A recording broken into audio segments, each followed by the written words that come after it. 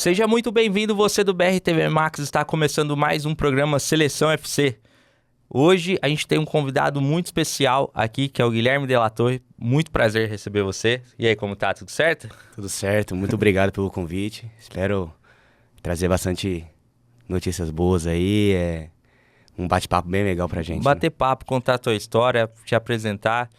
Para quem não conhece, o De La Torre foi artilheiro do Mirassol em 2024 na Série B, nessa campanha que foi muito boa, né? Vice-campeão. Faltou pouco ali para chegar mais perto do Santos, conquistar o título, mas foi uma campanha muito boa, né? Não, com certeza, né? A gente ficou um ponto só do Santos, né? De poder ser campeão, mas só de conseguir o acesso pelo Mirassol mostra a força que o clube está tendo nos últimos anos. E assim, todo o acesso eu acredito que é importante, é legal, tal, traz uma carga de emoção. Mas eu acredito para você tenha sido diferente, né? Porque você é de São José do Rio Preto, uma cidade que fica do lado de Mirassol. Então, assim, a família já estava mais perto ali, estava acompanhando mais fácil, né? Não é aquela questão de, tipo, tô jogando fora, a família não vem comigo e tal.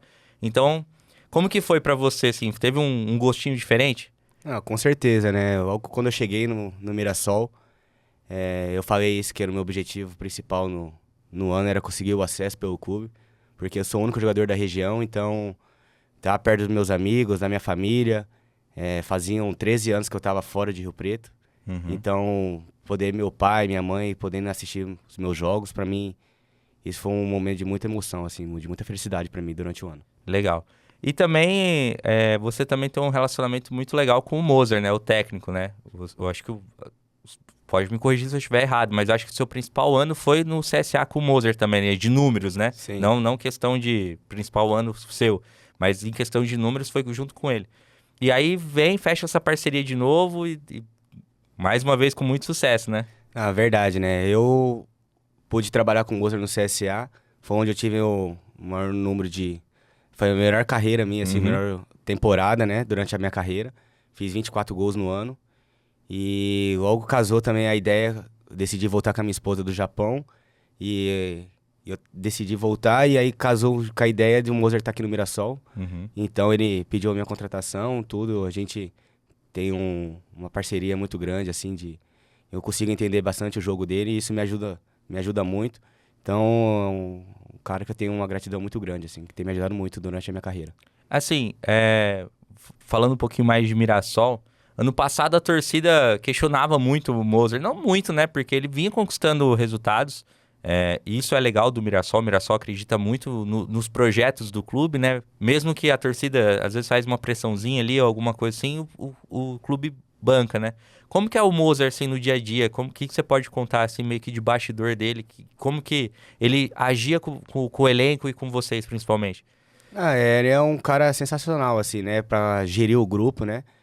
Ele trabalha com poucos jogadores também para poder dar essa atenção para todos. Então isso facilita muito todos os jogadores, né? A evolução de cada um.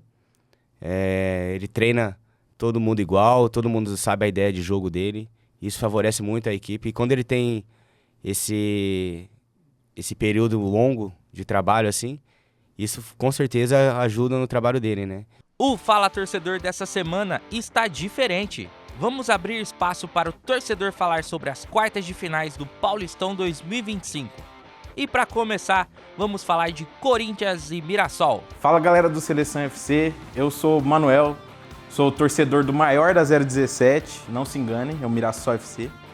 E tô aqui para falar um pouco do time e o que vem pela frente aí. Fala galera do Seleção FC, tudo bem com vocês? Meu nome é Andressa, olha eu aqui de novo. E hoje eu vim responder algumas perguntas referente ao meu time do coração, ao time que eu tô representando aqui, nada mais nada menos que o maior e melhor time do mundo. Sempre vou falar isso porque sempre vai ser verdade. Grandioso Corinthians. O Campeonato Paulista do Mirassol até agora, a gente começou muito bem, 6 primeiros jogos ali. Na estreia teve aquele imprevisto ali com o Santos, mas mesmo assim foi um bom jogo, um jogo pegado. Foi um 2-1 sofrido pros caras. Aí a gente engatou uma sequência de 5 vitórias aí pra frente. E depois do jogo contra o São Paulo, né, começou o fiasco, que aí a gente só perdeu e empatou, acho que um jogo. E aí a gente começou o rendimento do time caiu, o técnico foi embora, mas, né, graças aos 6 primeiros jogos, conseguimos classificar. O Campeonato Paulista do Corinthians está sendo super favorável, até porque nós tivemos a melhor campanha do campeonato, terminamos em primeiro lugar, apenas com uma derrota só contra o São Paulo, o restante sempre foi empate ou vitória. Nós podemos decidir as quartas em casa, até porque nós tivemos a melhor campanha do campeonato, como eu disse anteriormente. Só que por mais que tenha essas glórias, esses louros, a gente não pode esquecer de pontuar alguns errinhos muito ruins que o Corinthians vem cometendo, que é tomar sufoco, principalmente fora de casa, contra times muito pequenos e que pelo tamanho do clube deveria ser goleada, sendo que ao contrário, a gente leva muito sufoco, a gente leva gols desnecessários. Então, por mais que tenha sido uma campanha muito boa até aqui, tem esses errinhos pra gente pontuar. O ponto forte do Mirassol eu acho que é o meio de campo, que a gente tem o Gabriel, tem o Danielzinho, tem o Chiquinho, estão jogando muito bem, estão criando bastante. É o meio campo rápido, quando pega a bola, consegue construir a jogada rápido, sem ficar ensaiando muito. E aí, com isso, a gente consegue criar bastante situações, bastante chances de gol, que levou aí a gente ser um dos melhores ataques junto com o Palmeiras aí do Paulistão até agora. O ponto forte do meu time é a torcida. Tô brincando, gente. Mas fora a torcida, eu acho muito forte a questão do ataque, que a gente tem aquele trio.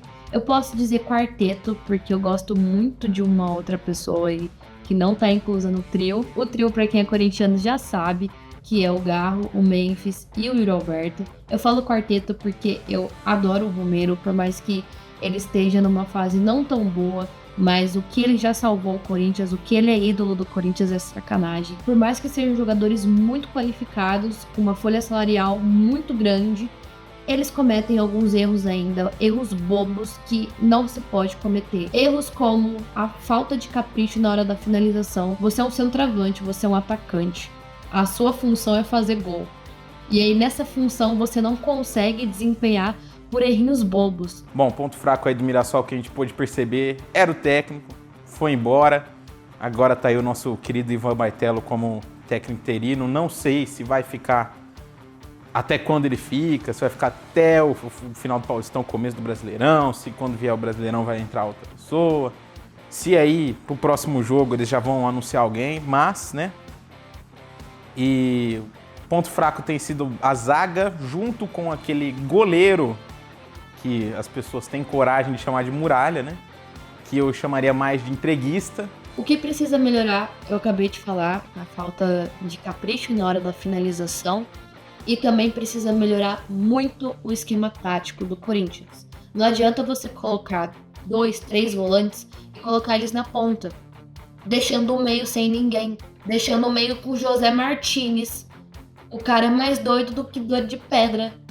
Entendeu? Pra ele cavar uma falta ali, um cartão vermelho, são 2 segundos, gente. Então, o sistema defensivo do Corinthians precisa totalmente ser ajustado. Como que o Corinthians tá aí, como o adversário do meu time vem aí pra esse jogo? Bom, eles estão vindo de uma sequência boa no Paulista, né? Só perderam um jogo aí pro São Paulo. E aí também deram uma decaídazinha no final aí, empataram um joguinho que não era pra empatar, na minha concepção, né? Pra quem fala que o Corinthians é o maior time do mundo, não tinha que empatar jogo contra o Guarani. Tudo bem. E aí eles também vêm de uns jogos fracos, assim, na Libertadores, passando sufoco. Pra time amador, que tá jogando com chuteira de society, entendeu? Que o time é composto de um cara que trabalha até 6 horas da tarde e vai jogar jogo à noite na Venezuela. Então, é foda. Os caras estão jogando contra CLT e ainda conseguem passar sufoco. Bom, por mais que eu seja aqui do interior, eu não acompanho muito a movimentação do Mirassol no Campeonato Paulista e nenhum outro campeonato. As únicas coisas que eu sei são de pessoas próximas que torcem pro Mirassol e às vezes elas comentam comigo como que tá a situação do time. E também às vezes eu vejo na mídia, como no Instagram, em páginas de futebol. Bom, pelo que eu tô sabendo, o Mirassol meio que demitiu, né, o técnico Barroca, acho que esse era o nome do ex-técnico agora, né? E tá tendo uma sequência de derrotas muito grande. E, assim, totalmente desfavorável pro time. Mas eu espero que domingo eles também percam e a gente se classifique. Bom, eu espero que as quartas de final aí do Paulista sejam, pro lado do meu time, um bom jogo, que o nosso técnico interino, se for ele aí que estiver comandando a equipe, consiga fazer boas substituições, que o Barroca não estava conseguindo fazer, que o time entre com vontade, como entrou aí no último jogo contra o Palmeiras, não ganhou, mas já deu muito trabalho para os caras, que entre com vontade de fazer gol, de ganhar, apesar que vai ser um jogo difícil dentro da Neoquímica Arena, com a torcida do Corinthians, a gente sabe que é muito grande, faz muito peso dentro daquele estádio. E para o meu adversário, eu espero que seja um dia péssimo, que o Memphis não esteja jogando bem, que o Yuri Alberto erre todas as finalizações, vamos lembrar aí do ano passado, quando ele chutava com a canela e acertava a bola para a lateral. E que o time dele também, o Hugo, não faça uma grande partida, que tome gol do Yuri Castilho, né? Tome gol do Yuri Castilho, que tome gol de bicicleta do Léo Gamalho. Ele vai subir 3,85 m, vai dar um chute na bola e vai entrar. Bom, eu espero que seja um jogo pegado. Eu gosto muito de assistir jogo com emoção, mas nem tanto assim. Calma lá, Corinthians. Eu sei que se não é sofrido, não é Corinthians, mas vamos dar um tempo desse lema aí, porque a gente já tá sofrendo demais. Entretanto, eu gosto muito mais de um jogo pegado do que um jogo morto. Acho que qualquer torcedor gosta, né? Então eu espero que seja um jogo pegado, um jogo muito legal para ambos os times, que a gente torça, que a gente vibre mesmo, independente se sai gol, se não sai, se é tentativa de gol, se é quase gol, se é expulsão, se é pênalti marcado. Eu espero viver as quartas de final, porque não tem nada melhor do que a gente viver o campeonato junto com o nosso time. E pelo que eu sei, que é pouco do Mirassol, mas que eu vejo às vezes os melhores momentos de determinada partida que ele fez, é um time assim que, por mais que ele venha tendo derrotas, é um time que batalha dentro de campo. Então, por isso que, por mais que a gente esteja na Neoquímica, vai ser um jogo pegado. Bom, então é isso. Já falei aí o que eu acho para essas quartas de final. E, não menos importante, meu palpite é que vai ser um empate com gols, mais precisamente 2 para cada lado. E que depois, nos pênaltis, o Mirassol vai superar, mesmo com o Muralha sendo um mão de alface. Bom, eu agradeço a Seleção FC pelo espaço dado a mim, para falar um pouco mais sobre o meu time do coração, que é o Corinthians. E sobre domingo, que é Corinthians e Mirassol. Vamos lá, Timão vai ganhar, obviamente. Vai Corinthians, aqui quem manda é nós. Quem manda em Itaquera é nós. Então a gente vai ganhar de 2-1. 2-1. Falei jogo pegado, 2-1, que eu acho que o Mirassol tem chance sim de marcar em cima da gente. Infelizmente não é uma coisa que eu gostaria de falar, mas a gente tem que trabalhar com fatos e com a realidade. 2-1, a gente vai ganhar, a gente vai passar, a gente vai pra semifinal, vai Corinthians, a gente vai ganhar esse campeonato. Vamos! Mas agora voltando a falar um pouco do De La Torre, como que foi o começo aí da carreira, como você surgiu, como que foi os primeiros passos no futebol aqui em Rio Preto? Bom, eu comecei no Dentinho ali no Monte Víbora, né? Uhum. Comecei jogando ali, só pra se divertir mesmo, era muito novo. E aí eu comecei a jogar no clube mesmo, campeonatos assim, amistosos assim, pra ir pra fora de Rio Preto, jogar na região. E aí surgiu a oportunidade pra ir pro Derac, que é o Derac, né, antigamente era um clube muito forte, né? Então, todos os melhores jogadores da região jogavam no Derac, os de Rio Preto também. Uhum. E aí eu tive essa oportunidade de ir pra lá, foi onde eu fiquei dos meus 12 até os 14 anos, quando fez a transição pro Rio Preto, né? Uhum. Que aí foi onde a gente foi começar a jogar o Campeonato Paulista. Mas aí você já começa ali na base, mas dentro da base mesmo você já se transfere pra outro clube, né? Isso, eu joguei Sub-15, Sub-17 pelo Rio Preto, e aí Sub-17 eu pulei a etapa e fui pro profissional, onde eu joguei a Copa Paulista pelo Rio Preto. Uhum. Aí joguei 2 jogos só da Série A2, e aí surgiu a oportunidade pra mim ir pro Desportivo Brasil. Ah, certo. 2010. Uhum. E aí foi a primeira vez que eu saí de Rio Preto.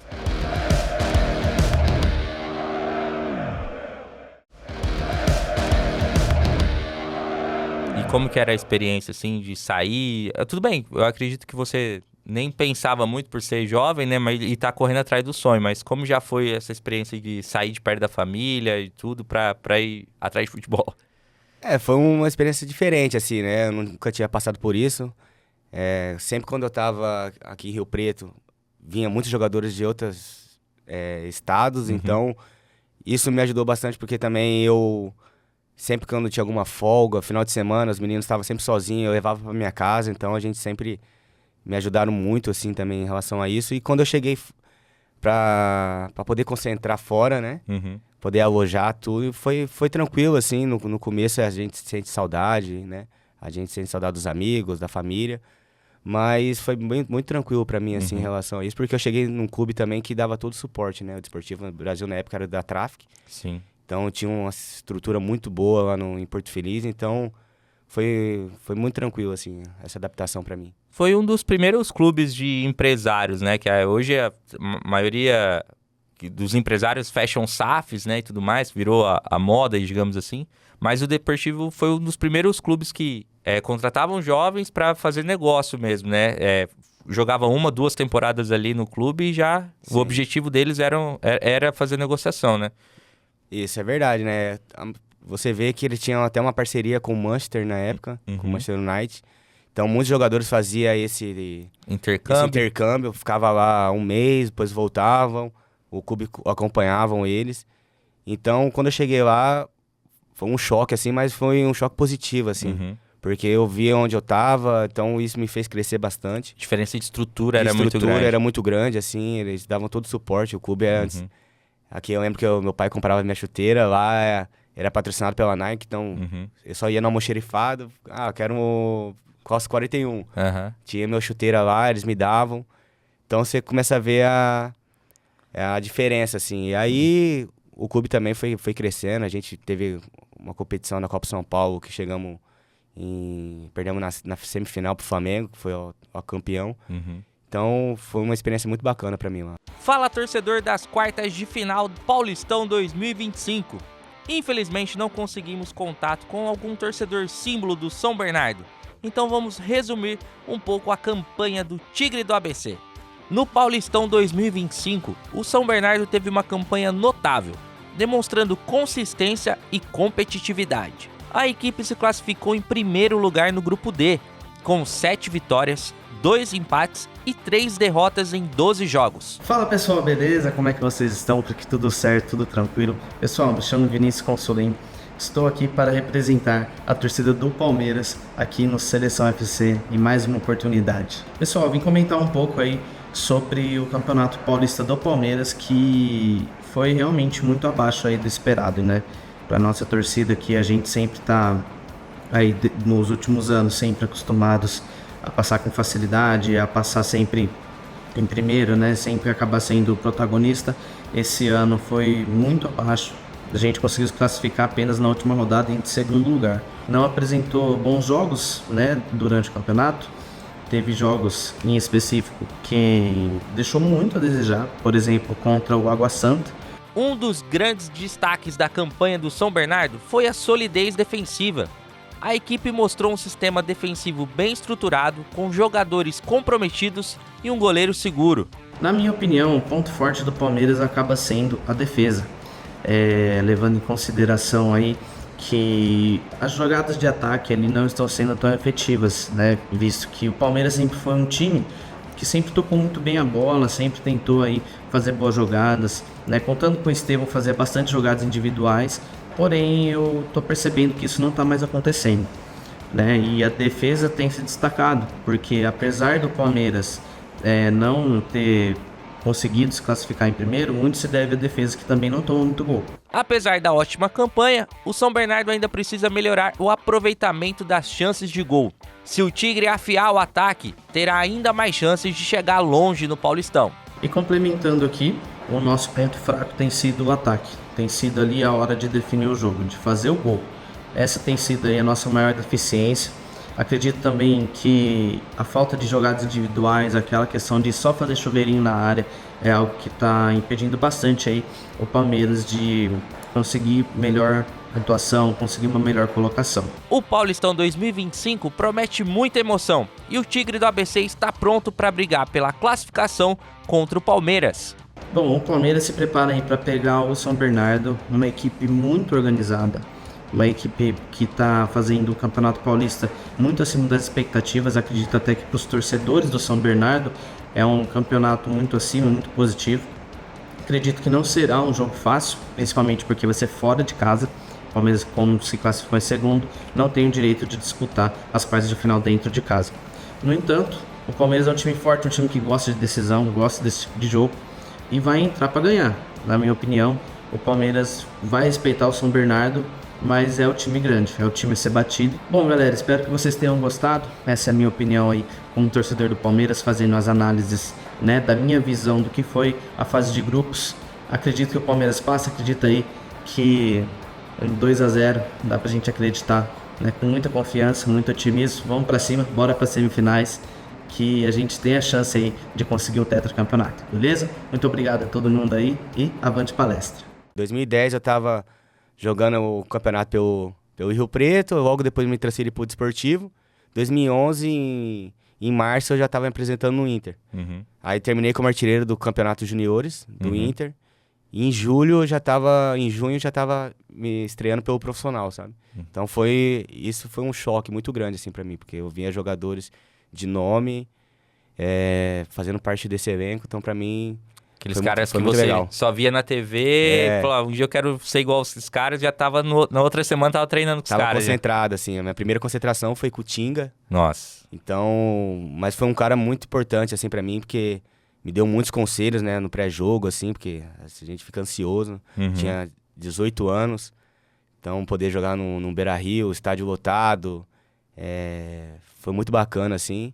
Até lembro que no ônibus, assim, indo pro estádio, assim, ele me chamou lá no canto e falou, cara, fica tranquilo que as coisas vão acontecer, pode fazer o que você quiser lá, que a gente resolve ali. Então, quando você recebe um conselho desse jogador desse nível, né, então você fica muito tranquilo para poder estrear. E isso que eu ia até te perguntar, eu imagino que você já falou já que foi muito rápido, mas você que viveu, cara, deve ser maluco, porque você joga 1-2 pelo Rio Preto, aí você vai pra base, muitos jogadores, tipo, tô jogando profissional, vou voltar pra base. Aí você vai na base, você artilheiro da Copinha, vai pro Inter, pô, fui pra um clube maior, mas vai jogar base ainda, aí de repente você tá já com o profissional. Como que você lidava, assim, com esse emocional? Você tinha a cabeça focada ou o pessoal te ajudava mais ali nos conselhos? Não, então, a gente quando é novo, né, a gente quer que as coisas aconteçam tudo na nossa hora, assim, no nosso tempo. E as coisas não são assim, né? Então, graças a Deus, tinha um suporte familiar muito grande, né, em relação a isso. Também isso é um projeto de carreira também, o meu empresário na época falava que não era para pular a etapa, que as coisas iam acontecer naturalmente. Então eu sempre acreditei muito nisso, né? Com o apoio também dos meus pais, então eu tive essa base que me ajudou bastante pra ficar tranquilo, pra só poder jogar futebol. Então, quando as coisas foram acontecendo naturalmente, aí você vê que o caminho foi certo, né? Tipo, o Petralha, todo mundo conhece, folclórico, né? Tipo, todo mundo fala que ele é maluco, faz essas loucuras, e você viveu uma loucura do Petralha, então. Não, foi muito legal, assim, porque eu não esperava, né? Foi uma surpresa, assim. E logo depois quando eu apresentei lá no Atlético, eu tive a experiência de encontrar com ele, né? Ter uma reunião, me deu um cartão dele, com um telefone particular dele, sabe? Assim, me deixou bastante à vontade, assim.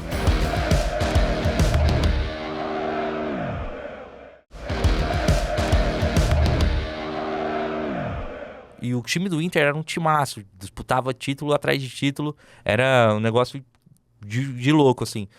Hoje não que esteja fraco, né? Ficou entre os 6 primeiros, Sim. né?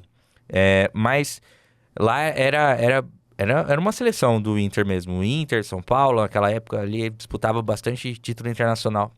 E você ganhar a Recopa, né? Sim, ganhamos uma Recopa. Isso fez gol, não foi? Não, Mas você jogou a eu final. joguei a final, Jogou né? a final, O primeiro jogo eu fui cortado na Argentina. Uhum.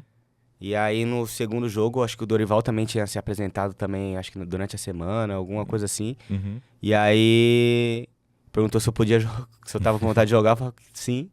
E ele me deu a oportunidade, né? Então tinha 40 mil pessoas no Beira-Rio. Foi a primeira vez que eu joguei com 40 mil pessoas, assim, né, no estádio, e poder ser campeão dentro da nossa casa. Então, pra mim foi o meu primeiro título como profissional, né? Sim. Então é uma recordação, uma lembrança muito boa, assim, muito feliz. Que legal. E depois do Inter, aí você foi pro Porto já, né? Isso. Uhum. Então, aí 2012, né, 2011 terminei jogando tudo, o Campeonato Brasileiro, e na época o Fernandão, que é o que era o diretor, o atacante, né? Sim. Ele era o diretor, falou pra mim que eu podia ir de férias, tudo, que eu voltaria pra pré-temporada. E aí eu tava aqui em Rio Preto, me ligaram pra poder jogar o Brasileiro Sub-20, lá em Pelotas. E aí eu fui, joguei, aí fomos eliminados. Quando eu voltei pro Inter, me desceram pro Inter B, porque na época contrataram o Dagoberto também. Sim, sim. É isso que às vezes não tem oportunidade, mas não é porque... Não, merece, não é por qualidade. Não por qualidade, né? Mas é porque o Dagoberto tava voando nessa Tava. época, então o Inter contratou, isso tinha que Gastou, respeitar, investiu muito. investiu, então ele teria que jogar. Aham. E aí me desceram pro Inter B, e o Inter B ia jogar só aquela Copa Gaúcha, que era no meio do ano, então a gente só ficava treinando durante 6 meses, assim. E eu tava bem na época do Sub-23, então eu preferi ir pra fora. Surgiu essa oportunidade pra ir pro Porto. Então, quando surgiu, não pensei 2 vezes, né? E aí foi quando eu fui pro Porto, né? Minha primeira experiência fora do país. E lá, aí mais uma diferença grande de estrutura ou já era bem parecido com aqui? Não, era parecido, assim, né? O clube te dava de tudo, do bom e do melhor, assim. Toda a estrutura pra você poder continuar evoluindo. Um trabalho que eu fazia muito no Inter, quando era dos juniores ainda. Lá tem um trabalho chamado Aprimorar.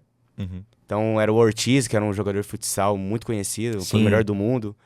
É até o pai do Léo Ortiz, do Flamengo hoje. Ah, é ele? Eu não tinha ligado ao nome. É o pai dele, então ele trabalhava no Inter como...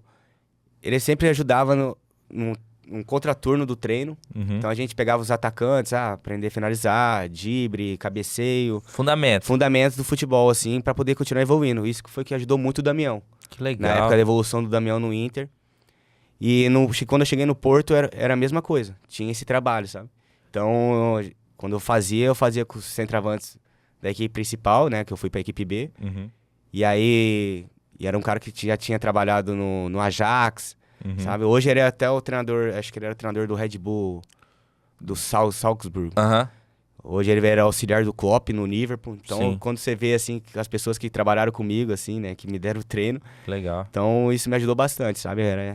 O clube era parecido com o do Inter, assim. E é até bacana você comentar isso, porque a gente vê em podcast, em entrevista, os jogadores mais velhos que falavam, o Tele cobrava muito fundamento e tudo mais, e hoje em dia não tem mais. Pô, então, até pouco tempo atrás até tinha, pode ser Até que tinha, agora sim. não tá tendo mais. Mas é legal, porque geralmente, tudo bem que era mais na base isso, né? Sim. Porque hoje os treinos são mais curtos, né? Bem mais curtos do que antigamente. E os comentaristas esportivos comentam justamente isso. Não tem mais aquele treinamento de falta longo que todo mundo fazia, não tem mais aqueles treinamentos de fundamento. Você acha que hoje precisa ainda pro profissional ou é mesmo pra base mesmo? Não, eu acho que hoje o jogador profissional já tem que... Quando chega no profissional, acho que já tem que... Tá pronto. Tem que estar pronto, assim, né? Eu acho que os jogadores da base... Mudou muito, né? Até na base hoje é muito resultado, né? Treinador hoje não tem muita formação. Então, hoje a gente usa GPS para tudo, nos treinamentos. Então, hoje tem aquela carga de treino que foi mais forte, então evita de querer bater uma falta. Antigamente não tinha isso, né? E lá também é mais tranquilo, eu acredito, né? Porque a língua é muito próxima, né? Então não teve tanta dificuldade, assim, pra adaptação. E como você falou, tinha muito jogador sul-americano, né? Porque acaba, querendo ou não, tipo, traz um pouco da cultura ali, mas é mais próximo do Brasil, né? Não, com certeza, né? Isso ajuda muito, porque eu acredito que Portugal, eu acho que todo mundo que quer jogar aí na Europa, acho que Portugal é a porta para a Europa. Sim. Então você vai conhecer um estilo de jogo diferente, os campos são melhores, a bola é mais rápida, então você evolui muito assim para poder depois ir para outros mercados da Europa, para outros países para você evoluir. Então acho que esse é muito importante pra gente, essa ida pra Portugal, assim. E dessa experiência, você volta, né, pro Brasil? Volta pro Atlético? Isso.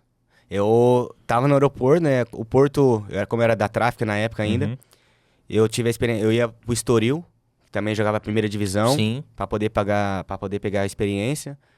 Porque no Porto tinha jogadores já de nome que já estavam jogando. Então eu ia jogar pelo Estoril, mas com o Porto de olho também, porque eu fui muito bem no Porto, né? Fiz 13 ou 14 gols na segunda divisão. E aí eu ia pegar experiência para depois poder voltar pro Porto. Então, quando eu tava no aeroporto em Guarulhos, ali, tava eu e meu empresário jantando no Viena, já tava para embarcar, já tava com a passagem comprada, tudo para Portugal, e o Petralha ligou para ele e abortou a viagem. E aí eu me apresentei no Atlético Paranaense, no meio do ano. Caramba, que doideira. Tipo, o Petralha, todo mundo conhece, folclórico, né? Tipo, todo mundo fala que ele é maluco, faz essas loucuras, e você viveu uma loucura do Petralha, então. Não, foi muito legal, assim, porque eu não esperava, né? Foi uma surpresa, assim. E logo depois quando eu apresentei lá no Atlético, eu tive a experiência de encontrar com ele, né? Ter uma reunião, ele me deu um cartão dele, com um telefone particular dele, sabe? Assim, me deixou bastante à vontade, assim, em casa. Assim. Que legal. Foi uma experiência bacana também. E lá também você foi muito bem, né? Sim, o primeiro ano, eu joguei 2 anos e meio lá, 3 anos no Atlético, tive um empréstimo pra fora, né, de novo, mas 2 anos muito bons, assim. 2013, quando eu cheguei, o clube tava em 19º, tava na zona de rebaixamento, e depois conseguimos chegar em 3º colocado do Brasileiro e fomos vice-campeão da Copa do Brasil. Então foi um ano muito especial pra mim, porque no Inter eu não tinha feito gol, eu tinha aquela cobrança sempre que falava que eu era o novo Damião, como eu já tinha performado muito bem na base, quando eu cheguei no profissional eu não consegui fazer o gol. Jogava bem, jogava titular, mas não conseguia fazer o gol. Então eu me cobrava muito. E aí quando eu cheguei no Atlético, as coisas começaram a acontecer muito bem, naturalmente, assim. Então foi amadurecendo também. Isso me ajudou bastante pra poder ter um caminho bom lá. Quem que era lá do grupo que você tinha mais proximidade do Atlético lá, que foi... calma, vai acontecer e tudo mais. Quem foi mais parceiro lá? Então, ali no Atlético eram muitos jogadores que não eram muito conhecidos na época, né? Na época tinha o Everton, goleiro, né? Sim. Everton, goleiro, mas eram muitos jogadores que não eram aproveitados nos clubes, ou estavam emprestados, depois voltavam. O Manuel, zagueiro, eu peguei bastante amizade com ele, o Marcelo Cirino. Então a gente criou laços de amizade ali, muito forte ali. Por isso que as coisas aconteceram durante a temporada, assim. Quem que era o treinador lá? Era o Wagner Mancini. Quando eu cheguei era o Ricardo Drubski. Aí logo deu, acho que 2 semanas, ele saiu, aí veio o Mancini. E o Mancini é legal, assim, de trabalhar, tudo? Eu sou São Paulino, eu gosto muito do trabalho dele. Apesar que no São Paulo teve aquele problema que ele falou que não ia ser técnico, a última passagem, né? Ele falou, não vou ser técnico, vou ser coordenador. E no fim, ele quis ser o técnico, mas acompanhando o trabalho dele de longe, de outros clubes e tudo mais, eu acho ele muito... ele é muito correto, assim. Ele coloca o time certo, ele é justo com os jogadores e tal. Essa é a visão de torcedor, Sim. né? Como que é de ser jogador do Wagner? Não, era assim mesmo, assim, igual você tá falando. E ele foi jogador, né? Ele conhece a nossa cabeça, né? Às vezes, claro que tem essa vaidade, mas ele sabe gerir muito bem relação a isso. Então, todo mundo jogava por ele também. O terceiro embate das quartas de finais do Paulista é Santos e Red Bull Bragantino. Acompanhe um resumo da campanha do time de Bragança Paulista. A campanha do Red Bull Bragantino no Paulistão 2025 foi marcada por altos e baixos, com o time lutando para encontrar uma consistência ao longo do torneio. Fala, meus amigos, Vitinho falando. Torcedor desde criancinha do maior e do melhor time do mundo, do Peixão. O Red Bull Bragantino terminou a fase de grupos na segunda colocação do grupo B, com 17 pontos. Foram 5 vitórias, 2 empates e 5 derrotas em 12 jogos. Por mais aí que a temporada não começou muito agradável pro Peixão, com a volta do melhor do mundo, do menino Ney, a casinha lá se organizou e agora é só alegria. Um grande destaque é que a equipe demonstrou capacidade de reação em jogos importantes, garantindo a classificação na última rodada. A arma e o ponto forte do Peixão não poderia ser outro senão o Neymar. Ele foi fundamental aí para reorganização e para melhoria do time nesse início aí de temporada e no meio do Campeonato Paulista. Apesar da classificação, a equipe marcou 14 gols e sofreu 13, demonstrando um equilíbrio instável entre ataque e defesa. Por mais que o quarteto fantástico do ataque está cada vez mais entrosado, em contrapartida, a zaga, bola aérea do Peixe é complicada, é triste. Em resumo, a campanha do Red Bull Bragantino foi desafiadora, mas a equipe conseguiu superar obstáculos e garantir sua vaga na fase de mata-mata do Paulistão 2025. Domingo vamos pra cima. O RB Bragantino começou também a temporada não da melhor forma possível, né? Classificou um pouco mais na marra do que o Santos. E inclusive aí no jogo da Copa do Brasil, dessa quinta-feira. Tem que tomar cuidado, hein? Senão é goleada, é jogo fácil, esquece. Tanto nas quartas, na semi, na final, vai ser jogo tranquilo pro Santos. Vocês podem anotar aí, meus amigos da BRTV Max, da Seleção FC. O caneca do Santos, Campeonato Paulista já tem dono. Mas para finalizar aí o nosso bate-bola, pode anotar aí. Infelizmente nós vamos tomar um gol de bola aérea. Mas aí o placar é 3-1 pro Santos. Jogo tranquilo. Vamos pra cima, um abraço.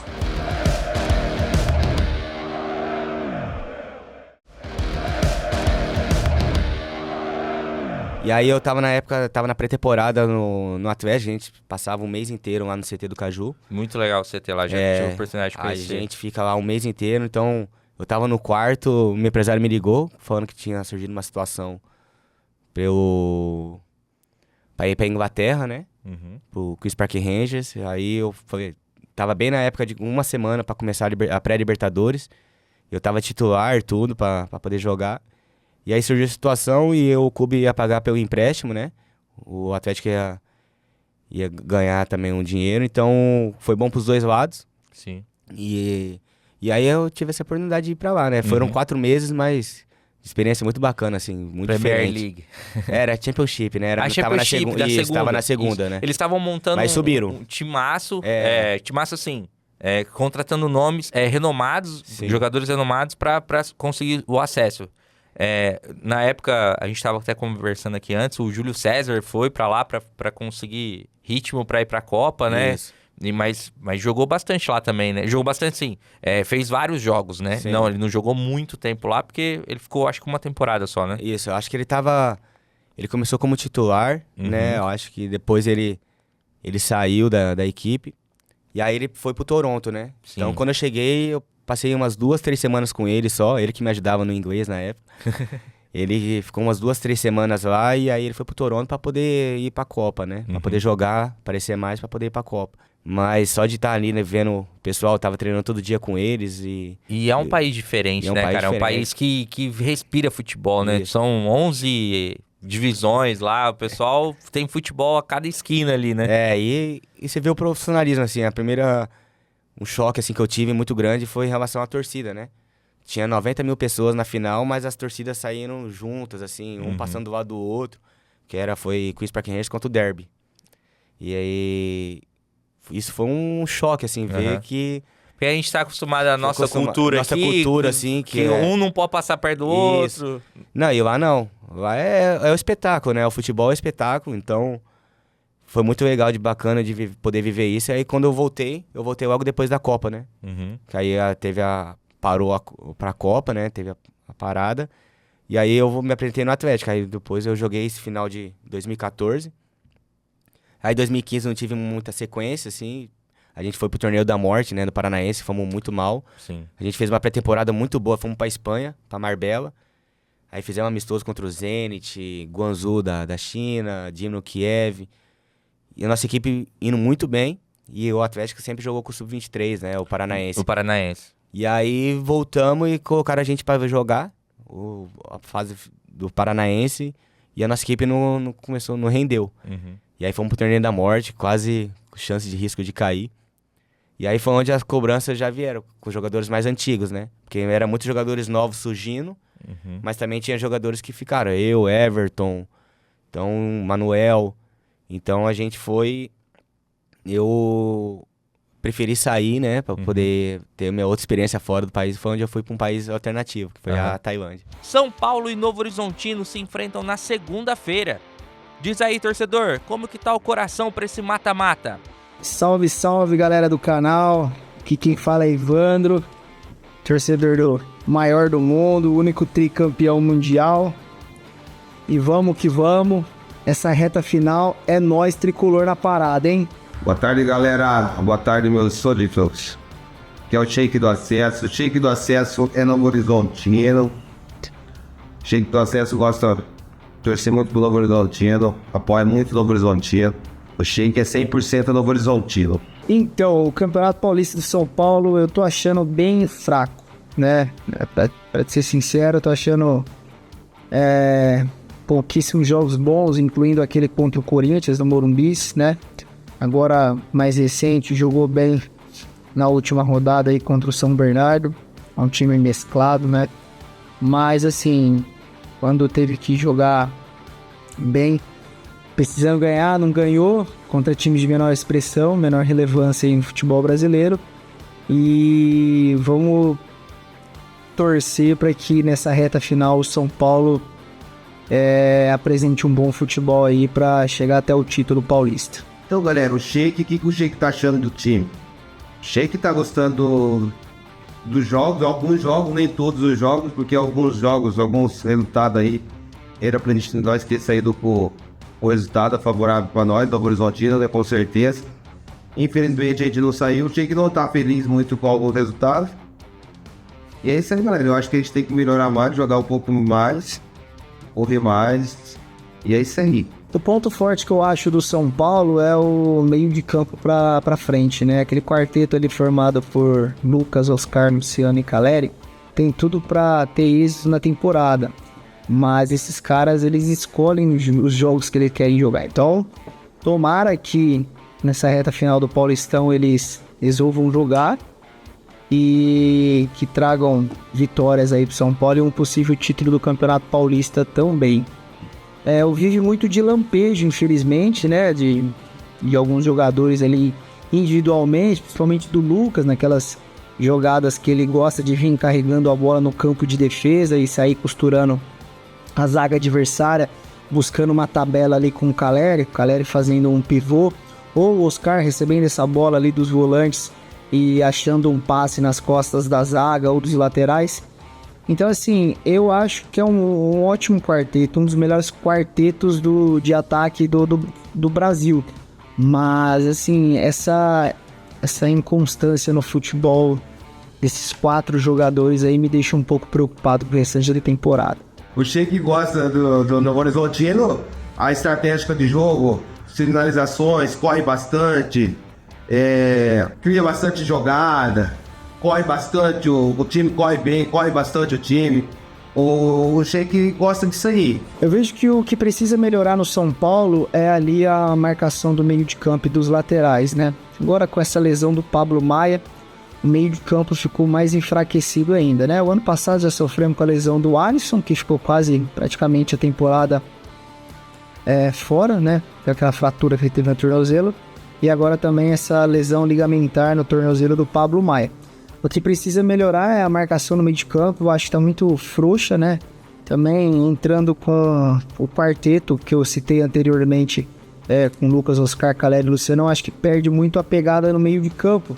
Talvez, a depender do jogo aí, um jogo fora de casa, um clássico, talvez uma formação com 3 volantes, povoando o meio de campo, com jogadores mais jovens, que têm mais vigor físico, mais força na marcação. E o São Paulo ganhando o meio de campo, eu acredito que tem grandes chances de ter êxito na temporada. E a lateral direita, né? Antes eram as 2 laterais, tanto a esquerda como a direita. Mas com a chegada do Enzo Dias, que mostrou uma grata surpresa, e com o Wendel também, eu acho que nessa questão o São Paulo está bem representado. Agora a lateral direita, o Igor Vinícius, eu não sei porque que veste a camiseta do São Paulo até hoje, o empresário dele deve ser muito poderoso, né, lá dentro do clube. E vamos torcer pro Cedric, né, ele fazer boas partidas aí e ajudar o São Paulo na temporada. Então os pontos fracos que eu tenho para listar são ali o meio de campo, né? E a lateral direita. Então, galera, e o ponto fraco é isso aí, que o Novo Horizontino cria, chuta, cria bastante jogada e não faz gol. Então é isso aí, não faz gol. Deixa eu criar bastante e não fazer gol. Próximo adversário do São Paulo na fase de mata do Paulistão é o Grêmio Novo Horizontino. É um time que tem que ter bastante cuidado, porque tem uns ponteiras muito rápidos, né? Eles são muito ligeiros. Tem um centroavante que também não pode marcar bobeira. E o São Paulo tem um histórico de vexame também contra times pequenos, né? Já foi eliminado pelo Novo Horizontino, pelo Mirassol, Água Santa. Então, assim, é um jogo perigoso. Por mais que seja no Morumbi, tem a vantagem do campo, da torcida, mas é um jogo perigoso que tem que tomar cuidado. Então, galera, o Sheik acompanhado do São Paulo, ultimamente o Sheik não acompanha, mas o São Paulo, o Sheik hoje está se dedicando ao Grêmio Novo Horizontino. E é isso aí, hoje o que interessa pro Sheik é o Grêmio Novo Horizontino. O São Paulo é rivalidade, bora lá pra cima, o Sheik e o Grêmio Novo Horizontino pra cima dos Bambi. Bom, e para encerrar minha participação aqui, eu encerro com essa camiseta de 2006. Tempos que o São Paulo jogava bem, botava medo em praticamente todo mundo. Então, para relembrar um pouco aí dos anos dourados do São Paulo, meu palpite pro jogo, de segunda-feira, São Paulo e Novo Horizontino, 2-1 São Paulo. Gols de Luciano e Caleri. O Luciano gosta de aparecer nessas fases aí. Ele vai deixar o dele. Valeu, rapaziada. Um abraço aí, bom final de semana. Vamos, São Paulo. Então, galera, o Sheik espera que seja um excelente jogo. É bonito esse jogo de se assistir para todos, ambas partes, a torcida do Grêmio ou a torcida do São Paulo. Espero que a gente finalize bastante. E é isso, galera. Espero que o Sheik trazer a vitória para Novo Horizonte. Que o Sheik vai no jogo, vai assistir o jogo lá no Morumbi, vai trazer a vitória para Novo Horizonte. E é isso aí. Espera a vitória para Novo Horizonte. E pulando um pouco de etapa, mas trazendo mais essa perspectiva que você está falando, eu acho que é muito legal o clube do Mirassol. Porque é um clube que não é muito conhecido fora, né, no Brasil inteiro.